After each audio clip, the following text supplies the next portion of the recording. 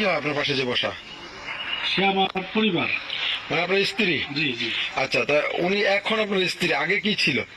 আগে ছিল আমার ছেলের বউ। আবার হাসেন, বাহ, ছেলের বউ ছিল। সেই ছেলের বউকে বিয়ে করে এখন হাসি খুশিতে আছেন আপনি, খুব আনন্দে আছেন। আপনার ছেলে কোথায় আছে? ছেলে আমাদের বাড়িতে আছে। আমি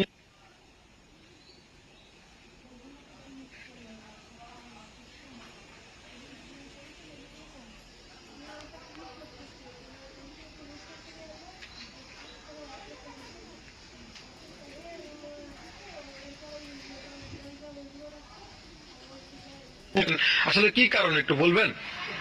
আসলে ছেলের থেকে মানে ওনার ছেলের থেকে উনি আমাকে যথেষ্ট পরিমাণ খেয়াল রাখছে। ওনার ছেলে তো বাইরে বাইরে কাজ করে, হ্যাঁ। উনি যথেষ্ট পরিমাণ খেয়াল রাখে, আমাকে গুরুত্ব দেয়, সবকিছু উনি করে আমাকে। আচ্ছা, এখন দেখা গেছে যে সব মানে এতটা গুরুত্ব দেওয়ার কারণে আস্তে আস্তে আর ভালোবাসা এমন একটা জিনিস। মানে এখানে কোনো বয়স কন আর সমাজ কন আর আত্মীয় কন কে কি হয় এগুলো আপনি মানে এতটা গুরুত্ব দেয়নি তখন, এতটাই গুরুত্ব মানে এটাই দিয়েছি যে হচ্ছে মানে তাকে ভালো লাগছে। আর যখন আমাকে বিয়ের জন্য আচ্ছা, এই ভালো লাগাটা কবে থেকে? মানে বিয়ের আপনার আপনার যে ওনার ছেলে যে বিয়ে করে আনলো, বা আপনারা যে 3 মাস আগে যে পালিয়ে আসলেন, এই 3 মাসের আগে এসে আপনারা তো 3 মাস আগে আইসা তো বিয়ে করছেন, 3 মাস যাবত বিয়ে করছেন, এর আগে তো বিয়ে করেন নাই, এর আগে তো আপনি ঘরেই ছিলেন। তাহলে সেখান থেকে ভালো লাগাটা কবে থেকে, মানে কতদিন আগে থেকে বিয়ের? আপনি যে এখন বিয়ে করছেন এই বিয়ের কতদিন আগে থেকে?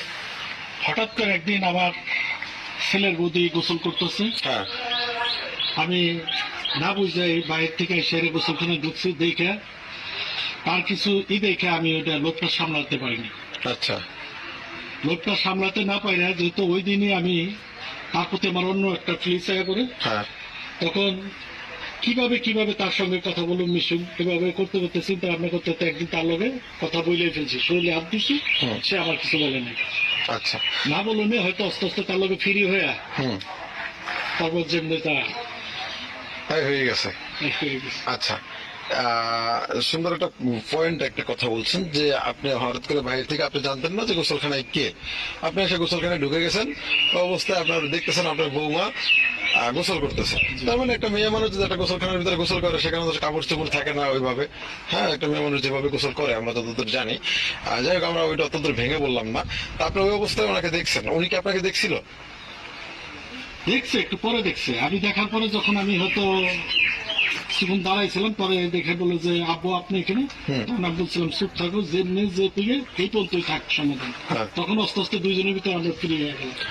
আচ্ছা আচ্ছা আচ্ছা, তাহলে তার মানে আপনি বোঝাতে চাচ্ছেন যে আপনারা 3 মাস আগে যে বিয়ে করছেন, এই বিয়ের করার আগে আপনার ছেলের যখন বউ ছিল তখন তার সাথে আপনার শারীরিক সম্পর্ক হয়েছে, তাই তো? কিছুটা কিছুটা হয়েছে। আচ্ছা আচ্ছা, বুঝতে পারছি। ওখান থেকেই হলো ভালো লাগা, তাই তো? হ্যাঁ। আচ্ছা আচ্ছা, তারপরে এখানে চলে আসলেন, এসে বিয়ে করলেন। আচ্ছা আচ্ছা, এখন আপনার ছেলে এই যে বাড়িতে রেখে আসলেন, ওর কোনো খোঁজ খবর নিছেন আর পরে? তাকে ছেড়ে অন্যজনের সাথে চলে যাবেন, এটা আপনাদের ধারণা, কিন্তু মানে প্রত্যেকটা মানুষের একটা শূন্যতা থাকে, ঠিক আছে? সেই শূন্যতা এখন সেটা বুইড়া না তার মানে আপনি বোঝাতে চাচ্ছেন, আমি বুঝতে পারছি আপনার কথা, তার মানে কি কাকা বোঝাতে যাচ্ছে, উনি মাইন্ড করেন না কথাটা, উনি বোঝাতে যাচ্ছে যে আপনার ছেলে ওর শারীরিক চাহিদাটা মিটাইতে পারে না, আপনি মিটাইতে পারছেন, কিন্তু আপনার সাথে